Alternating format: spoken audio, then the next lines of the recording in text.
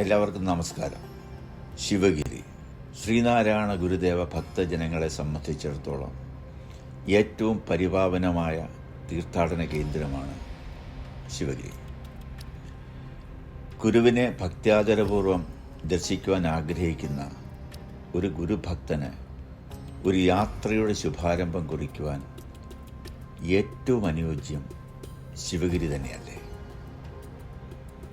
ഇവിടെ അമേരിക്കയിൽ ഹൂസ്റ്റണിൽ ഞങ്ങളുടെ ശ്രീനാരായണ മിഷൻ ഗുരുമന്ദിരത്തിൽ ഭജന നടത്തുവാൻ വേണ്ടി ശിവഗിരി തീർത്ഥാടനം ആധാരമാക്കി എഴുതിയ ഒരു കീർത്തനമാണ് ഞങ്ങളുടെ ഈ ഉദ്യമത്തിൻ്റെ തുടക്കം.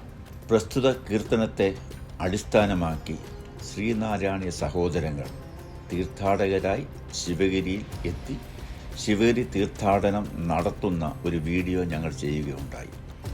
അപ്പോഴുണ്ടായ ഒരനുഗ്രഹവും ഗുരു കടാക്ഷവുമാണ് ശിവഗിരിയെക്കുറിച്ച് സാമാന്യം വിശദമായി പ്രതിപാദിക്കുന്ന വീഡിയോകൾ ചെയ്യുവാൻ ഞങ്ങളെ പ്രാപ്തരാക്കുന്നത്.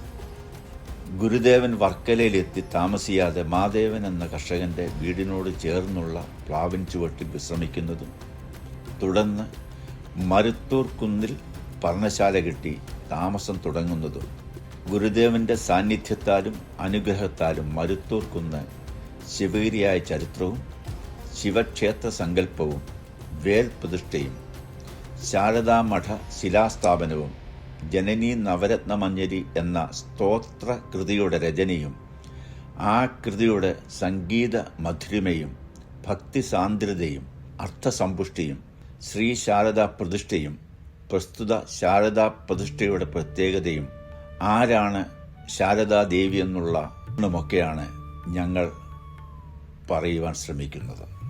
ശാരദാ പ്രതിഷ്ഠയെ തുടർന്നുള്ള ഉത്സവവും സമ്മേളനവും കലാകായിക പ്രദർശനങ്ങളും അതുപോലെ മറ്റു പല വിശേഷങ്ങളും സംഭവങ്ങളും മനസ്സിലാക്കുവാൻ ഞങ്ങൾ ശ്രമിക്കുന്നു.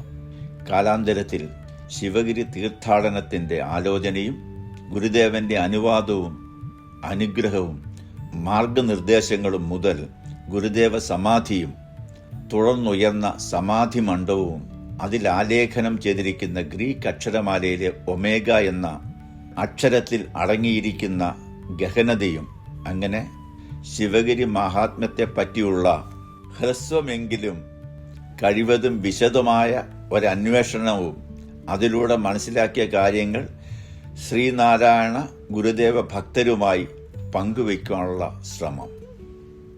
അതിലുപരി അറിവുള്ളവരിൽ നിന്നും കൂടുതൽ കാര്യങ്ങൾ മനസ്സിലാക്കുകയുമാണ് ഞങ്ങളുടെ ലക്ഷ്യം. അടുത്ത എപ്പിസോഡുകളിൽ ഞങ്ങൾ അതിനുള്ള ശ്രമം തുടങ്ങുകയാണ്. ഞങ്ങൾക്കുള്ളതുപോലുള്ള ആഗ്രഹം നിങ്ങൾക്കുമുണ്ടെങ്കിൽ തുടർന്നുള്ള എല്ലാ വീഡിയോകളും നിങ്ങൾ തീർച്ചയായും കാണുക. ഗുരുദേവ ഭജനകളും കീർത്തനങ്ങളും അതുപോലെ ഗുരുഭക്തർക്ക് താല്പര്യമുള്ള പല വിഷയങ്ങളും ഞങ്ങൾ ഈ യൂട്യൂബ് ചാനലിൽ ഉൾക്കൊള്ളിക്കുന്നതാണ്. താല്പര്യമുള്ള എല്ലാവരും ഈ വീഡിയോ കാണുക. നിങ്ങളുടെ അഭിപ്രായങ്ങളും നിർദ്ദേശങ്ങളും അറിയിക്കാനും മറക്കരുത്.